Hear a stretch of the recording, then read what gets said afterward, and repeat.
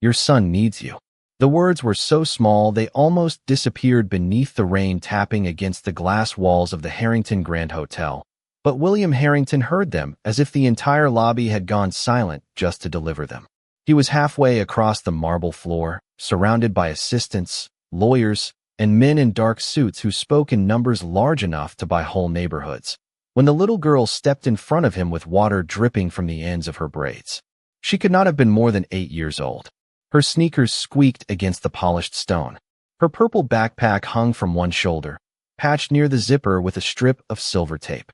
She looked out of place beneath the crystal chandeliers and the quiet gold light, like a brave little sparrow that had flown into a room built for eagles. William stopped because she did not move. His chief of security reached out gently, ready to guide her aside, but the girl lifted her chin. "Please," she said, breathing hard. "Your son needs you." For one sharp second, the name son did not land. William had trained himself to live inside calendars, contracts, and glass towers. His son belonged to another part of the day, the softer part, the part handled by tutors, drivers, house managers, and reminders on a phone. "What did you say?" he asked, his voice lower now. The girl swallowed. Rainwater ran down her cheek like a tear, though her eyes were steady. "Noah," she said. "Noah James Harrington. He told me that was his name." The phone in William's hand slipped from his fingers and struck the marble with a flat crack. Around him, the lobby blurred. The assistant holding his folder froze. The lawyer stopped speaking mid-sentence. Outside, yellow taxis hissed along Fifth Avenue, their headlights smeared across the wet pavement. Inside, all William could hear was his own heartbeat. "Where is he?" he asked. The girl looked toward the revolving doors. 6 blocks from here, near the old bus stop by West 42nd. He was scared.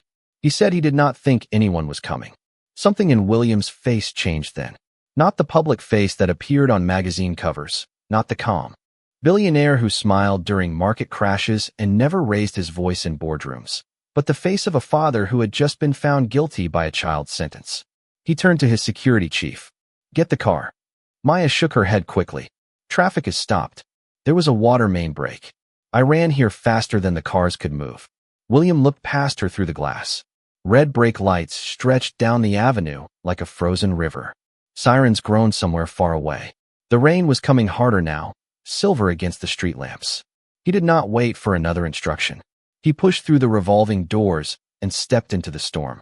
"Show me," he said. The little girl ran, and William Harrington ran after her. It had been years since he had run anywhere without a treadmill beneath him and a trainer counting seconds. His expensive shoes slapped through puddles. His coat flew open. Behind him, voices called his name, but he did not turn back. The city seemed to tilt around him, all glass, steel, umbrellas, and honking horns. Maya moved fast for someone so small, weaving between commuters with the desperate focus of someone who knew every sidewalk crack by memory. At the corner, she glanced back to make sure he was still following. He was. His breath came rough, his chest tight, but he did not slow down. "How did you find me?" he called. "Noah had your card in his backpack," she said, dodging around a newspaper stand. The hotel name was on it. "I asked a doorman. He told me rich people were inside." William almost stumbled, not from the wet pavement, but from the simple courage inside that answer. She had not called anyone. She had not waited for a grown-up to decide if the problem was important enough. She had seen a frightened boy and chosen to move. They crossed another block. The warm lights of restaurants flashed by. A woman under a red umbrella paused as the billionaire and the little girl ran past her, one in a tailored suit darkened by rain, the other clutching the strap of a worn backpack like it carried something precious. "He was sitting by the shelter sign," Maya said. "He kept saying his driver would come back, but he did not believe it. I stayed until he stopped shaking so much. Then I told him I would find you." William's jaw tightened. Noah's driver. Derek Sloan. New hire, clean record, polished references, always punctual. William had approved him in less than 3 minutes between 2 calls. Another delegated decision. Another box checked. Was Noah hurt? William asked, fear scraping the words thin. Maya shook her head. Not bad. Just cold and scared. He asked me not to leave him alone. William stopped breathing for half a step. The rain blurred his vision. He remembered Noah at breakfast that morning, pushing cereal around his bowl while William read emails beside him. "Big presentation today, Dad?" Noah had asked. "Big one," William had answered, already standing. He had kissed the top of his son's head without looking closely at his face. Now those two small words, "big one," felt foolish and empty against the image of his child waiting by an old bus stop, wondering whether his father would come. Maya turned the corner first and pointed. "There," she said. Beneath the flickering blue sign of a closed pharmacy, near a bus shelter scratched with old stickers, a boy in a Navy school jacket sat with his arms wrapped around his backpack. His blonde hair was damp. His knees were pulled close. He looked smaller than William remembered, not like the carefully dressed son of a powerful man, but like a child who had been trying very hard not to cry. "Noah," William's voice broke across the ring. The boy looked up. For a moment, he did not move, as if he could not trust what he was seeing. Then William crossed the last few feet and dropped to his knees on the wet sidewalk in front of him. He reached for his son, not rushing him, not performing for anyone, just opening his arms. Noah leaned forward, and William held him with a gentleness that made the city around them seem suddenly far away. "I came," William whispered. "I'm here." Noah's answer was quiet, almost swallowed by the rain. "I didn't think you would." Those 5 words struck harder than any headline, any failed deal, any enemy ever had. William closed his eyes, holding his son close as taxis crawled past and rain drummed on the bus shelter roof. When he opened them again, Maya was standing a few feet away, watching carefully, ready to leave now that her job was done. Her braids clung to her cheeks. Her hands were tucked into the sleeves of her thin hoodie.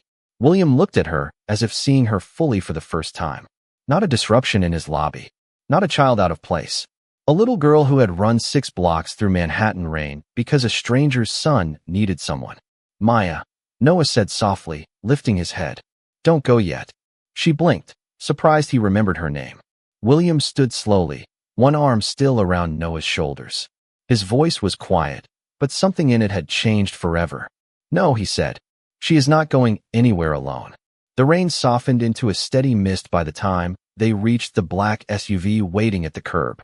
Noah sat in the back seat wrapped in a warm blanket that one of the security staff had brought from the hotel. William remained beside him instead of returning to the front seat where he normally worked during every drive. The city lights slid across the windows in long streaks of gold and white as traffic crawled through Midtown. Maya sat quietly across from them, her purple backpack resting on her lap. She looked uncomfortable inside the luxury vehicle, as if she were worried she might accidentally leave footprints on something expensive. Noah glanced toward her and offered a small smile. "You really ran all the way to find my dad." Maya shrugged. "I said I would." Noah looked down at his hands.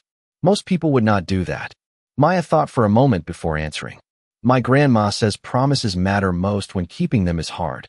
The words settled over the car like a gentle weight. William stared out the window for a second, unable to escape the uncomfortable truth hidden inside a child's simple sentence. For years he had promised Noah that he would be at soccer games, school presentations, and weekend breakfasts. Sometimes he showed up. Often he did not. There was always another meeting, another flight, another emergency that seemed important at the time. Yet this little girl had crossed 6 city blocks in the rain for a boy she had known less than an hour. The comparison stung. The SUV pulled beneath the bright awning of St. Andrew Medical Center. Nurses and staff moved through the entrance carrying umbrellas while the revolving doors turned endlessly beneath the fluorescent lights. Noah was examined quickly. The doctor spoke calmly and assured William that his son was healthy, only exhausted and chilled from being outside in the storm. Relief washed through him so strongly that he had to sit down for a moment. Across the waiting area, Maya remained in the same chair she had chosen 20 minutes earlier. She held a paper cup of hot chocolate with both hands. The steam curled upward around her face. She seemed smaller now that the emergency had passed. William walked over and sat beside her. "Thank you," he said quietly. Maya looked surprised. "For what?" William almost laughed at the question. "Of concentration." "What is it?" William asked. Maya hesitated. "The man on the phone." "What about him?" She stared at the floor as if replaying a memory. "When I found Noah, I was sitting on the bench nearby. Before the driver left, I heard part of the conversation." William leaned forward. "You heard him?" Maya nodded slowly. Not much. Just a little. The waiting room clock ticked loudly above them. What did he say? Maya tightened her grip on the paper cup. He said everything was running behind schedule. Then he said somebody was waiting for an update. William exchanged a glance with Noah, the shelter because the rain started. I saw Noah sitting inside the car before it stopped. The driver was talking on the phone. He sounded nervous. The room remained silent. Even the security officer stopped moving. Then what happened? William asked. The driver parked. He looked at Noah and said he would be back in a few minutes. Noah looked confused. I remember that because he kept asking questions. Noah immediately nodded. I did. Maya continued. Then the driver walked away while he was still on the phone. William leaned forward slightly. Did you hear the whole conversation? No, sir. Just pieces. What pieces? Maya stared toward the ceiling as if replaying the sounds in her mind. He said someone was waiting for an update. Then he said the schedule was delayed. Then he said he would fix it. A cold feeling settled deeper inside William. Business language. Not personal language. Not the kind of words a man used during a family emergency. Noah shifted uneasily beneath the blanket. He kept looking at his watch before he left. William turned toward his son. Did he say where he was going? No. Did he tell you how long he would be gone? Noah shook his head. Just a few minutes. The security officer cleared his throat. Sir, Derek insists Noah left the vehicle against instructions. Maya immediately looked up. That is impossible. Everyone turned toward her. The certainty in her voice surprised even Noah. Maya swallowed. Because Noah stayed exactly where he was told to stay. William felt his chest tighten. How do you know? Maya looked embarrassed by the attention. Because I watched him. Noah blinked. You did? She nodded. I was sitting on the bench across from the shelter. At first I thought you were waiting for somebody. Then it started getting dark.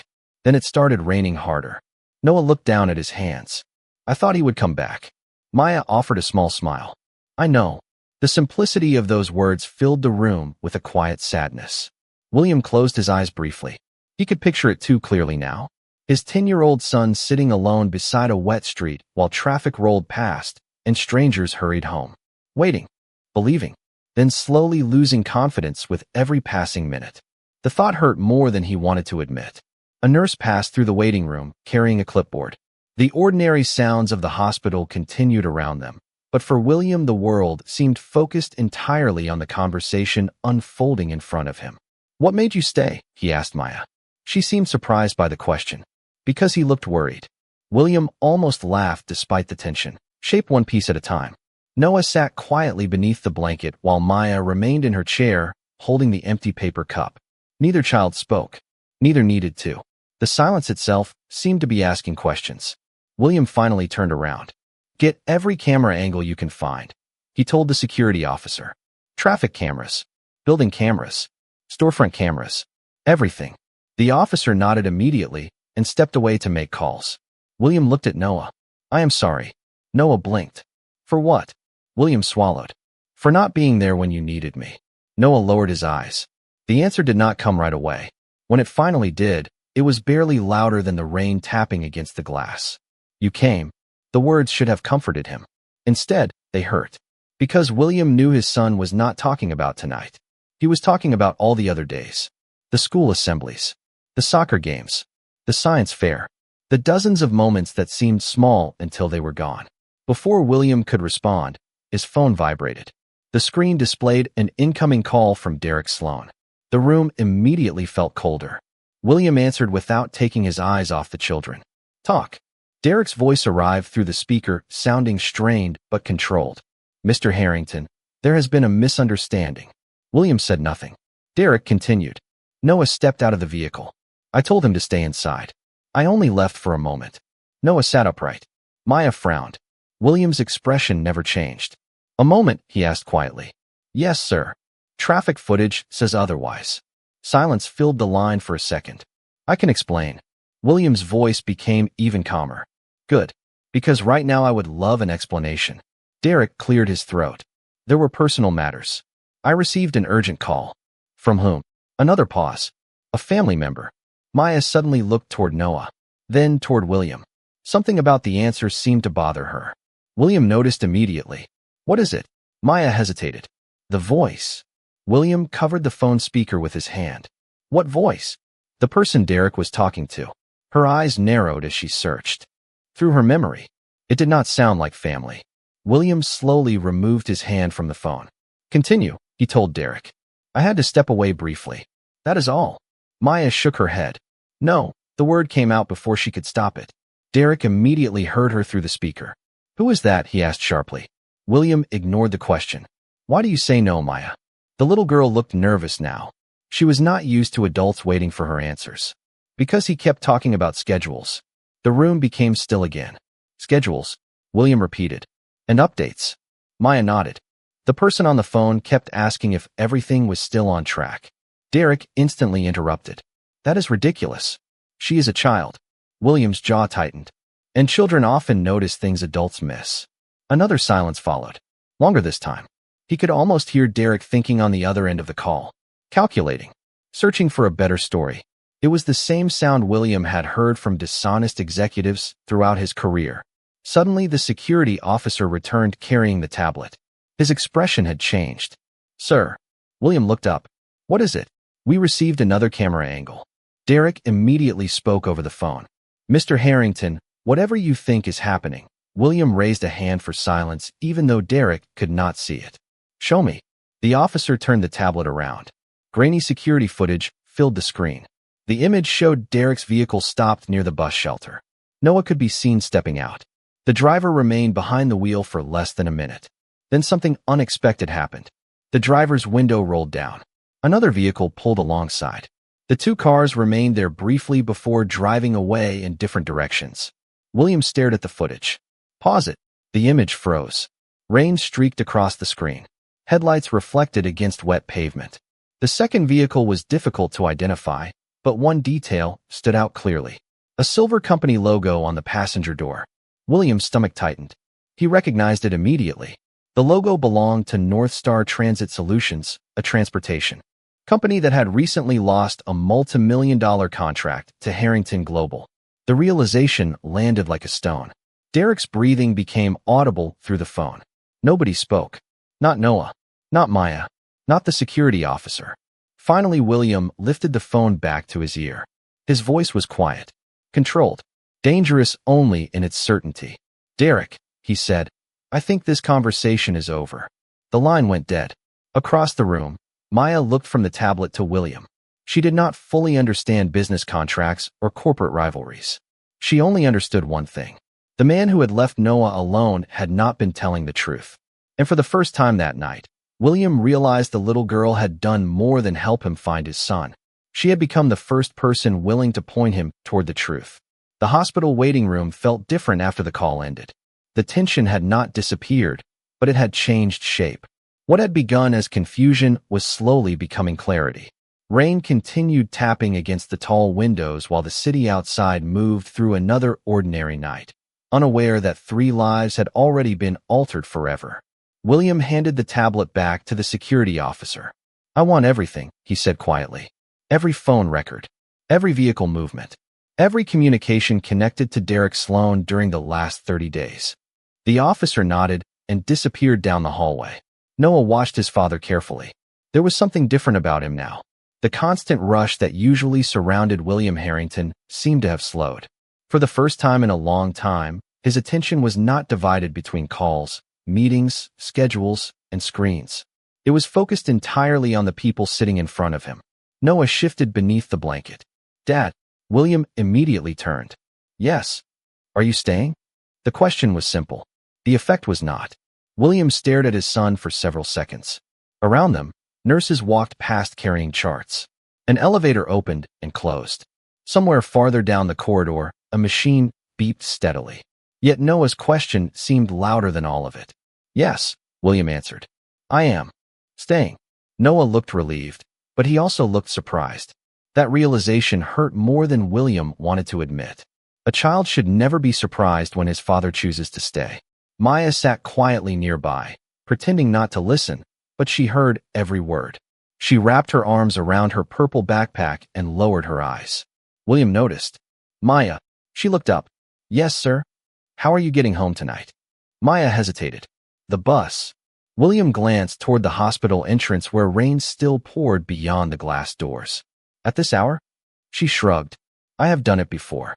The answer landed heavily. Noah immediately sat forward. She should not go alone. Maya smiled slightly. I will be okay. Noah shook his head. You helped me. William looked from one child to the other. There was no calculation in their conversation. No agenda. No expectation of reward. Just simple concern. The kind adults often forgot how to express. Where does your grandmother live? William asked. Maya named a neighborhood in the Bronx nearly 9 miles away. William blinked. You ran all the way from there? Maya looked embarrassed. Not all the way. I took a bus first. Even so, the distance astonished him. She had crossed half the city for someone she had met only hours earlier. Before William could respond, his phone vibrated again. This time it was not Derek. It was his executive assistant. He almost ignored it. Almost. Old habits were difficult to break. After a moment, he answered. Mr. Harrington, the assistant said quickly. The board meeting has been postponed until tomorrow morning. Several investors are requesting updates. William looked at Noah, then at Maya, then toward the rain-covered city beyond the hospital glass. Tell them they can wait. Silence filled the line. Sir, you heard me. Another pause followed. Very well. The call ended. Noah stared at him. You canceled? William smiled faintly. Apparently. Noah could not remember the last time that had happened. Neither could William. For years he had convinced himself that every meeting mattered. Every negotiation mattered. Every deadline mattered. Tonight a little girl with a patched backpack had forced him to confront a different possibility. Maybe some things mattered more. An hour later, Noah was cleared to leave. The rain had finally begun to weaken into a gentle drizzle. The city lights reflected across the wet pavement outside the hospital like rivers of gold. William walked beside Noah while Maya followed quietly with her backpack. Waiting at the curb was not only the black SUV, but also a new message from the security team. William opened it and felt his expression harden. The report contained only one sentence. Derek Sloan's company-issued phone had exchanged multiple calls during the past week with a senior executive from North Star Transit Solutions. William stared at the screen. The coincidence was becoming increasingly difficult to believe. Maya noticed the change in his face. Bad news? She asked softly. William slipped the phone into his pocket. Maybe. Noah looked worried. What happens now? William opened the SUV door and helped his son inside. Then he turned toward Maya. The city lights reflected in the rainwater gathered along the curb. Now, he said quietly, we find out why all of this happened. The drive across the city felt quieter than the rain. Noah had fallen asleep against the window, the blanket pulled up to his chin while streetlights drifted across his face in soft bands of gold and white. Maya sat on the opposite side of the SUV, her purple backpack resting on her knees. She stared out at the city as if she were trying to memorize every building they passed. William sat between them, holding his phone but not looking at it. For years he had spent every spare minute reading reports, answering messages, and chasing the next objective. Tonight he found himself watching 2 children instead. One was his son. The other was a little girl who had changed the direction of his entire evening. The vehicle eventually stopped in front of a modest brick apartment building in the Bronx. The rain had almost disappeared now, leaving only a cool mist hanging in the air. William stepped out first and walked around to open Maya's door. She looked surprised by the gesture. Thank you, she said softly. You are welcome, William replied. Noah woke as Maya climbed out. Wait. She turned back. What? Noah hesitated. Will I see you again? Maya smiled. Maybe. Noah frowned. That is not really an answer. For the first time all night, Maya laughed. It was a small sound, but it brightened the entire moment. Then yes, she said. Maybe yes. Noah seemed satisfied with that. Maya started toward the apartment entrance, then stopped halfway up the walkway. She turned around. Mr. Harrington? Yes. Do not forget what Noah asked you. William looked confused. Which part? Maya lowered her eyes for a second. The part about staying. The words landed gently, yet they followed him long after she disappeared through the front door.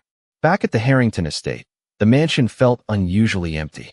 The enormous rooms, polished floors, and carefully arranged furniture suddenly seemed less impressive than they had the day before. Noah headed upstairs to rest while William remained in his study. Outside, midnight settled over the city. Inside, a wall-sized screen displayed everything his security team had gathered. Phone records, vehicle locations, camera footage. Timelines. Patterns. The pieces were beginning to fit together. One of his investigators appeared on a secure video call. We found something else. William leaned forward. Show me. A series of records appeared on the screen.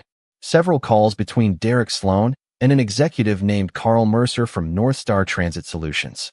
The calls stretched back nearly 3 weeks. How close are they? William asked. Close enough to speak almost daily. William stared at the data. North Star had recently lost a transportation contract worth nearly $80 million. At the time, he had assumed the company would simply move on. Apparently not everyone had. Anything else? The investigator nodded. One more thing. On the afternoon Noah was left at the bus stop, Carl Mercer and Derek Sloan were in the same area within 15 minutes of each other. Silence filled the study. William slowly stood and walked toward the window overlooking the dark grounds of the estate. So it was planned. It appears that way. William closed his eyes. Briefly, the situation was no longer about negligence. Someone had wanted access to his schedule. Someone had wanted information. Derek had not targeted Noah directly. He had targeted William through the thing he cared about most. The realization made his stomach tighten. A soft knock interrupted his thoughts. Noah stood in the doorway wearing pajamas and carrying a pillow beneath one arm. Dad. William immediately ended the call. What is it? Noah shifted awkwardly. I know this sounds silly. Tell me anyway. Noah glanced toward the hallway. Can I stay in here for a little while? William looked at the empty chair across from his desk. For years the room had been treated almost like a restricted zone. Meetings happened here. Deals happened here. Childhood rarely did. Of course. Noah climbed into the chair and placed the pillow behind his back. For a few minutes neither of them spoke. The grandfather clock ticked softly in the corner. Finally Noah broke the silence. Maya was brave. William smiled faintly. Yes, she was. Most people would have kept walking. William nodded. Most people probably would have. Noah looked down. I am glad she did not. William followed his son's gaze and thought about a little girl sitting on a rain-soaked bench who had chosen not to leave a frightened stranger alone. Somewhere in the city, Maya Brooks was probably asleep by now, unaware that her courage had exposed a lie, uncovered a conspiracy, and reminded a father what truly mattered. And by the time the sun rose, William intended to learn exactly how far that truth went. Morning arrived beneath a pale gray sky. The rain had finally stopped, leaving the city washed clean and shining beneath the first light of day. William had not slept more than an hour. By 7 o'clock, he was already standing inside the executive conference room at Harrington Global Headquarters. Floor-to-ceiling windows overlooked Manhattan, while a dozen screens displayed reports gathered overnight. Normally, these meetings focused on contracts, acquisitions, and quarterly forecasts. Today, there was only one subject. Derek Sloan. The lead investigator stepped forward and connected a tablet to the central display. A timeline appeared across the screen. Phone calls, vehicle movements, security footage, financial transactions. Every hour of the previous month had been reconstructed with meticulous detail. William stood silently with his hands folded behind his back. We confirmed repeated communication between Derek Sloan and Carl Mercer, the investigator said. Not just phone calls. They met in person 6 times during the last 3 weeks. A series of photographs appeared. Coffee shops, parking garages, public plazas, different locations. The same 2 men. William felt his jaw tighten. Money, he asked. The investigator nodded. We found several unexplained deposits into an account controlled by Derek Sloan. The amount appeared on screen. William stared at it. It was enough to explain betrayal, not enough to justify it. Another image appeared. This time it showed the bus shelter where Noah had been left alone. We also recovered additional footage from a nearby pharmacy camera. The video began playing. The room fell quiet. Derek's vehicle pulled to the curb. Noah stepped out. The driver spoke briefly through the open window. Then Noah nodded. Seconds later the vehicle pulled away. Pause it, William said. The image froze. Noah stood alone beneath the shelter sign. Looking small. Looking trusting. Looking exactly as a child should look when he believes an adult will keep a promise. William looked away from the screen. Across town, Noah was at home eating breakfast with a tutor. He had no idea how much evidence was now sitting inside this room. He had no idea how close the truth was becoming. A soft knock interrupted the meeting. One of William's assistants entered carrying a folder. Sir, There is someone downstairs asking to see you. William frowned. Who? The assistant glanced at the page. A faint smile crossed her face. Maya Brooks. For the first time that morning, William smiled. 15 minutes later, he stepped into the lobby and found Maya sitting on a leather chair that looked large enough to swallow her whole. Her purple backpack rested beside her feet. She immediately stood when she saw him. Good morning, sir. Good morning, Maya. He noticed another figure nearby, an elderly woman with warm eyes and silver hair. Maya's grandmother. William walked over and shook her hand. Thank you for helping my granddaughter yesterday, she said softly. William looked toward Maya. I think she helped all of us. Maya lowered her eyes, embarrassed by the attention. William guided them toward a private meeting room. Sunlight reflected across the polished table while the city stretched endlessly beyond the windows. Maya looked amazed by the view. You can see forever from up here, she whispered. Sometimes it feels that way, William replied. After everyone sat down, he opened the folder containing still images from the investigation.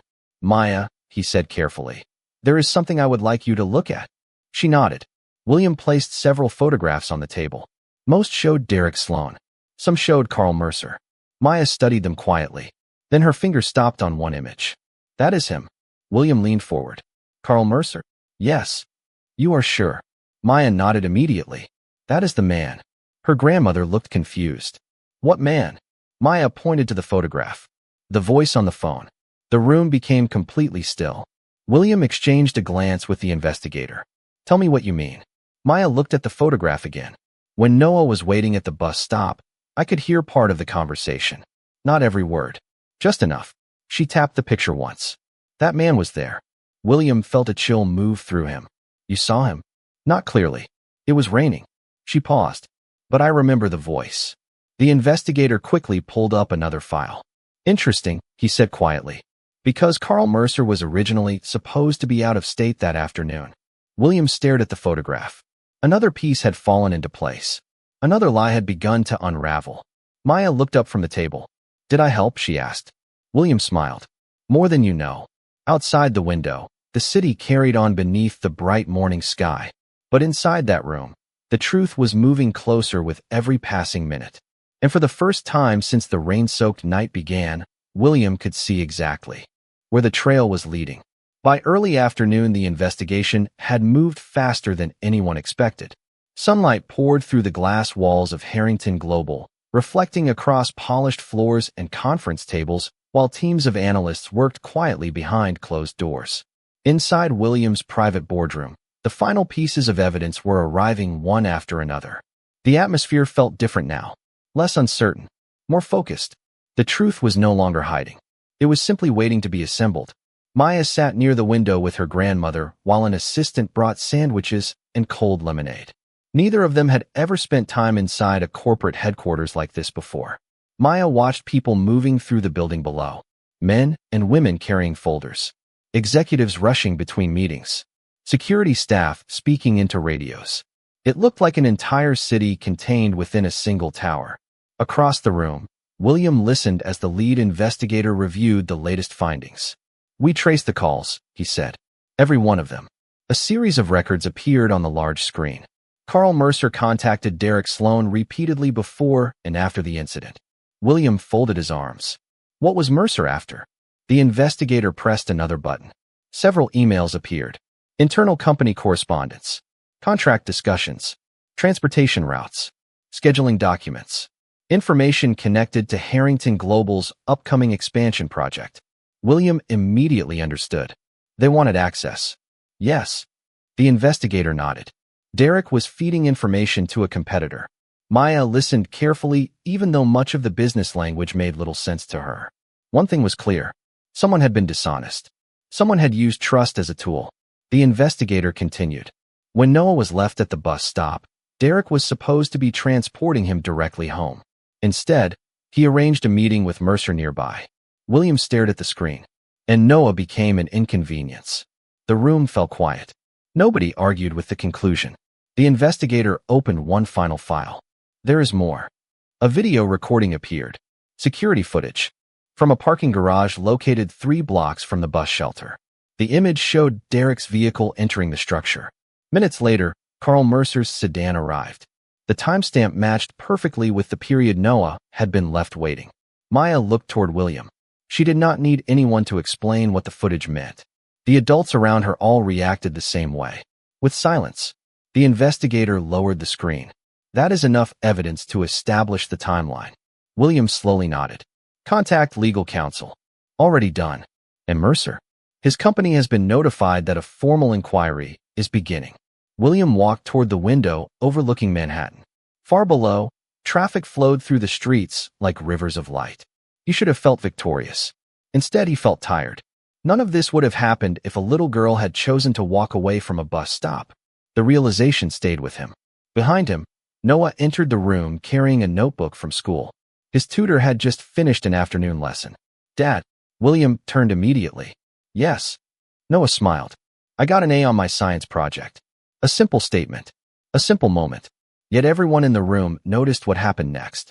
William walked over and looked at the notebook as if it were the most important document he had seen all day. You did. Noah nodded proudly. Want to see it? Absolutely. Maya smiled from her chair.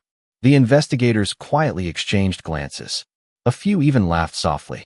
The billionaire who usually measured success in billions of dollars was now studying diagrams of a 7th-grade science experiment. Somehow it felt more important. A few minutes later, another message arrived from security. Derek Sloan had agreed to cooperate with investigators. Carl Mercer had stopped returning calls. The story was unraveling quickly.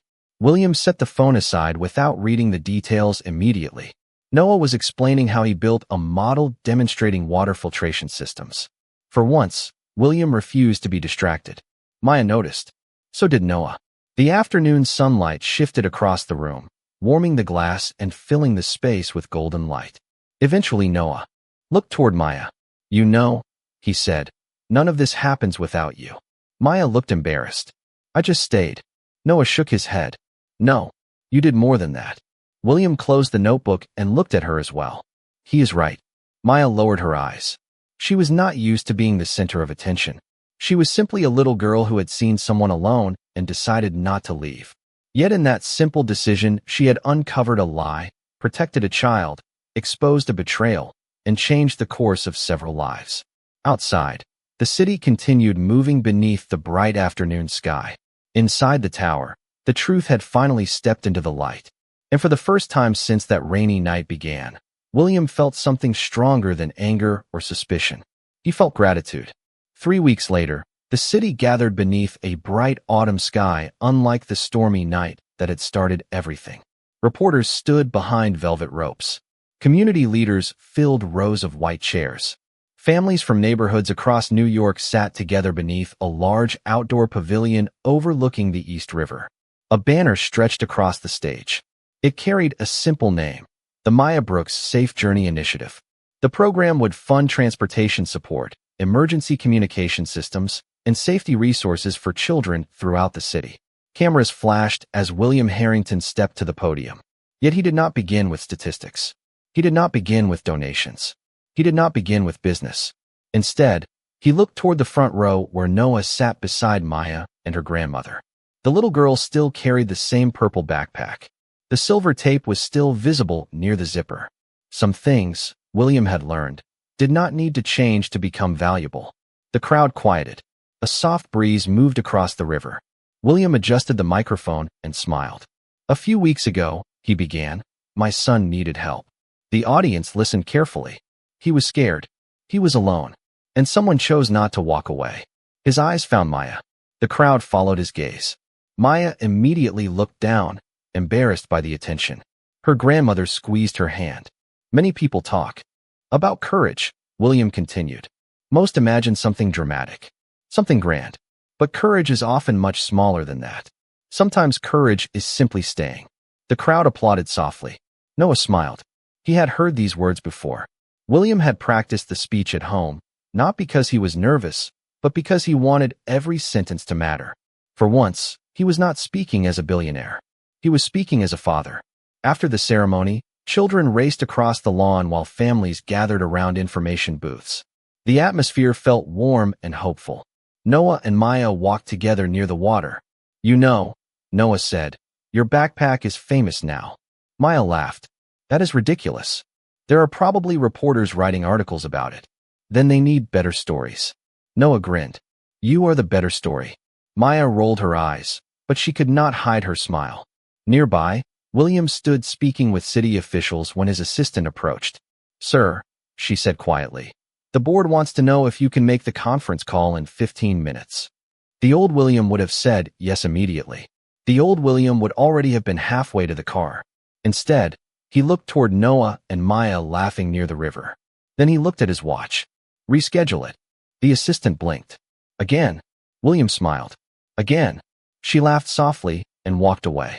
Not far from the stage, Maya's grandmother watched everything unfold. Tears glistened in her eyes. Not because of the cameras. Not because of the attention. Because she saw something deeper. A little act of kindness had reached places money never could. Later that afternoon, as the crowd began to disperse, William walked over to Maya. He handed her a framed photograph. It showed a rainy bus shelter beneath a dark evening sky. Two small figures sat on the bench. One frightened boy. One determined little girl who refused to leave. Maya stared at the picture. When was this taken? William smiled. A traffic camera captured it. She studied the image carefully. I looked tiny. You were. I still am. William laughed. Maybe. Then his expression softened. But what you did was not. Maya looked down at the photograph again. The memory returned instantly. The rain. The waiting. The decision to stay. At the time it had not felt extraordinary. It had simply felt right. Noah stepped beside her. I am glad you stayed. Maya smiled. Me too. The sun slowly began sinking toward the skyline, painting the river gold. Families headed home. Volunteers packed equipment. The city moved forward as it always did. Yet some things had changed forever. Derek Sloan and Carl Mercer were gone from the story. Their choices had been exposed. Their plans had failed. But the ending was never really about them. It was about a father who finally learned where his attention belonged. It was about a boy who discovered he was worth showing up for. And it was about a little girl with a worn backpack who proved that kindness is not measured by wealth, power, or status. It is measured by what we choose to do when someone needs us. As the evening light faded across the water, William placed a hand on Noah's shoulder and looked toward Maya. You changed more lives than you know, he said quietly. Maya thought about that for a moment. Then she gave the same answer she had given from the very beginning. I just stayed. And somehow, that was exactly what made all the difference.